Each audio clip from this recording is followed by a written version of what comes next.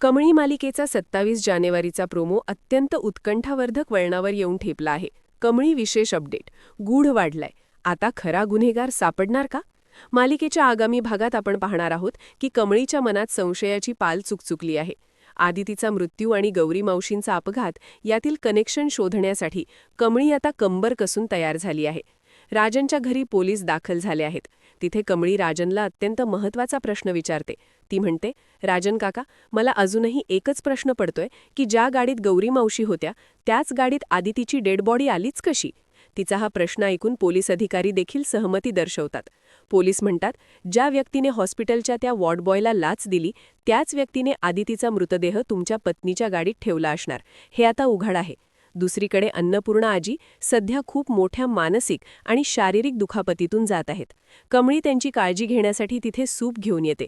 आजींना हसवण्याचा प्रयत्न करत ती प्रेमाने म्हणते, आजी, मी 10पर्यंत अंक मोजायच्या आत तुम्ही हे सूप संपवायचं.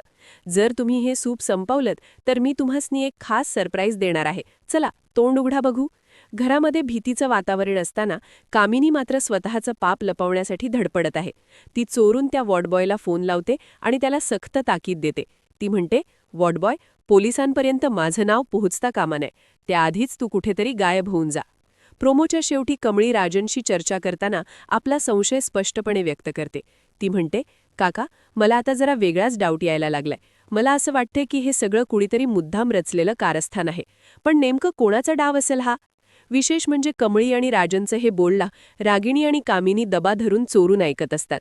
कमळी आता सत्याच्या किती जवळ पोहोचली आहे हे पाहून दोघींच्याही चेहऱ्यावरची झोप उडाली आहे. पुढील भागात काय होईल? कमळी वॉर्डबॉयपर्यंत पोहोचण्याआधी कामिनी त्याला पळवून लावण्यात यशस्वी होईल का?